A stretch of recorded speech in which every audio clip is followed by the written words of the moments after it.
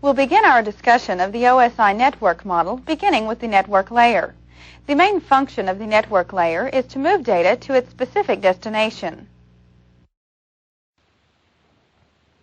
Other important functions include addressing, switching, and routing.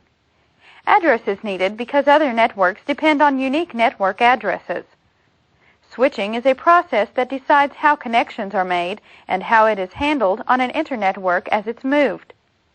Routing is a process that discovers the available pathways through an internetwork.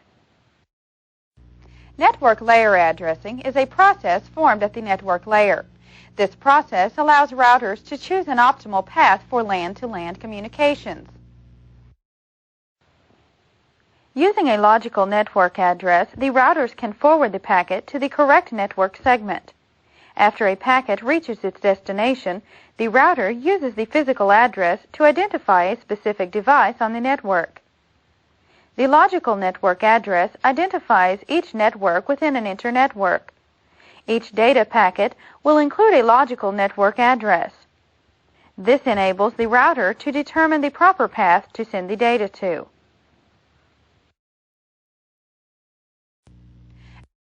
Addresses that are used for designating the source, which we discussed earlier, and the services address. Network address.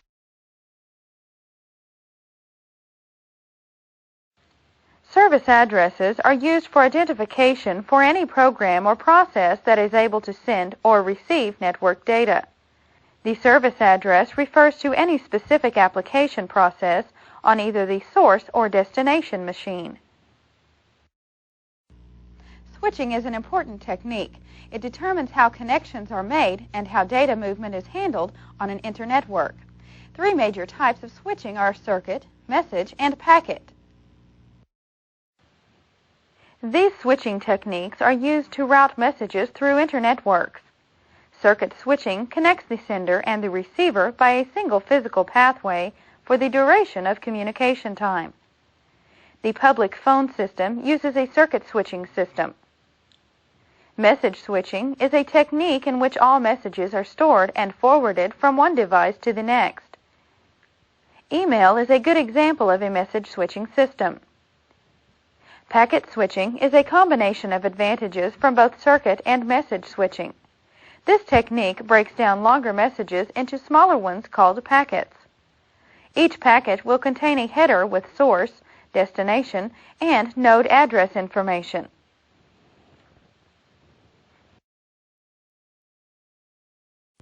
Routing is the process of forwarding messages between different networks to build an internetwork.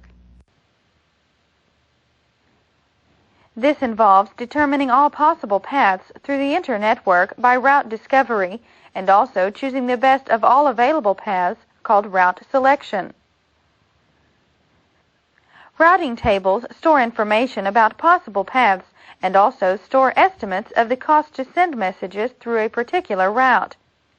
The cost of a route is defined by several terms such as time, distance, or monetary terms such as how expensive one link is as compared to another. The hop count is the number of routers that a message has to pass through to reach its destination. The tick count is the amount of time required for a message to reach its destination. Relative expense is a number that can be assigned based upon the actual monetary cost or other relevant required criteria.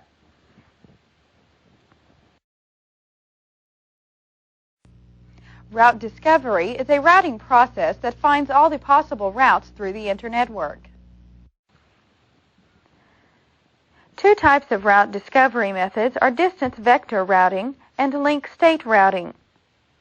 Distance vector routing is a process in which each router advertises its presence to other routers on the network. Each router periodically broadcasts their routing table information. The other routers will then update their own routing tables with the information that is received. Link-stated routing is an improvement over distance vector routing in that they broadcast their complete routing tables only at startup and at certain intervals. This decreases the amount of network traffic. A link state router will also only generate a broadcast when it detects a change in its routing table. When a change is detected, the link state router will send only the changed information. Because of this, updates are done in less time. Route selection is a routing process of selecting the optimal path and static route selection.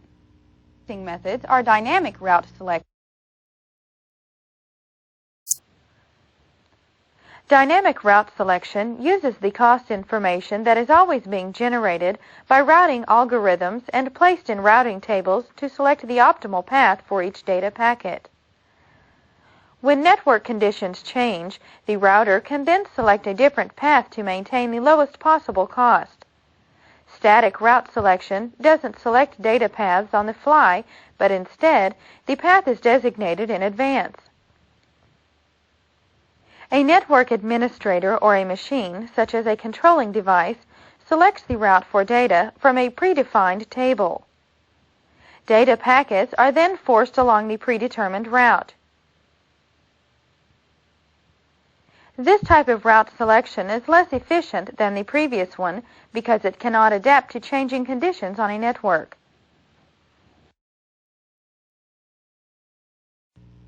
Connection services is another important network layer function. Some of the commonly used connection services include network layer flow control, network layer error control, and packet sequence control. Network layer flow control controls the amount of data that is following a particular path. This type of control is based upon the capabilities of the network, such as the wires, cables, and routers that make up the network infrastructure. Network layer error control detects and retransmits packet delivery errors. Routers use cyclic redundancy check, or CRC, algorithms to detect these errors. Finally, packet sequence control allows packets that have been received out of order at their destination point to be reordered or retransmitted.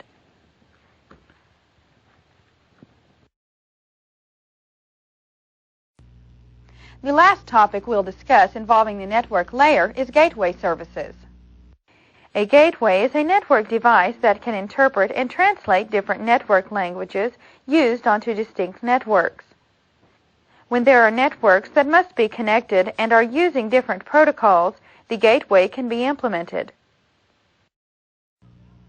Now we'll move on to the transport layer of the OSI model. The transport layer is concerned with delivering messages between processes or services on network devices. Subjects at the transport layer include transport layer addressing, address name resolution, message segment development, and connection services. As we have said, transport layer addressing is responsible for sending and receiving data between one computer's process and a corresponding process on another computer.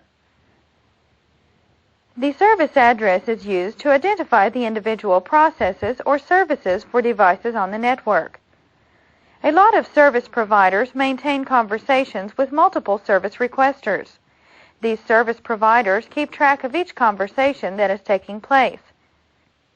The data that makes up these conversations can be identified by connection identifiers or transaction identifiers. Connection identifiers, or ports, enable a service provider's process to communicate with a client process on other devices. These conversations are assigned a numeric identifier or address that labels it. The service provider uses the connection identifier to refer to each conversation. The transport layer is then responsible for getting together the low layer addressing that is required to deliver the message. Transaction identifiers is an alternative method of identifying data exchanges. This method refers to a single exchange that consists of a request and a response. This is called a transaction.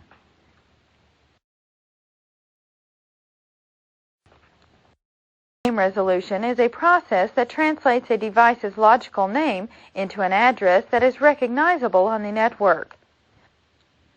Two types of address name resolution are service requester initiated address, name resolution, and service provider initiated address, name resolution. With the service requester initiated method, devices or requesters that need an address translated into a name notifies all the other network devices by broadcasting a special packet. The packet requests that any device with a particular name, address, or service type to respond with the matching unknown name or address. With the service provider initiated method, a network service provider will periodically broadcast a special packet. This packet gives its name, address, and the service that it provides. This way, the other network devices will know that it is available. Message segment development is the next subject we want to discuss with the transport layer. Message segment development is the process of creating packets or segments of the proper size so that they can be transported across the network to a destination. The transport layer is responsible for dividing these messages that are too large into an acceptable size. This is a method called message division. Also, the transport layer can combine several small messages that are intended for the same destination into a single message. This improves network efficiency. Let's discuss the final subject of the transport layer, connection services. Connection services are performed at several layers of the OSI model, such as the data link layer and network layers. The transport layer can perform connection services as well. Connection services that are most common here in the transport layer include segment sequencing, transport layer error control, and end-to-end flow control. Segment sequencing is a process that is the reordering of message segments after they arrive at their destination. When segments arrive at their destination, they must be returned to the correct order in order to recreate the original message. This is where segment sequencing or segment synchronization comes in. Transport layer error control is a process that detects lost, delayed, or corrupted segments. Finally, end-to-end error control is a process that is only concerned with the devices that only send and receive. This process uses acknowledgments and negative acknowledgments. When a segment reaches its destination successfully, the receiving device sends out an acknowledgment to the sending device. If it doesn't reach its destination or it becomes corrupt, the receiving device will send out a negative acknowledgment requesting the segment be resent.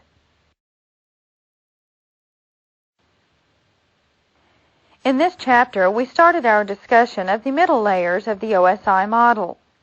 First, we learned about the network layer. We explained network layer addressing, service addressing, and switching. Next, we discussed routing, connection services, and gateway services. Then we continued with the transport layer. We discussed transport layer addressing, address name resolution, and finally, message segment development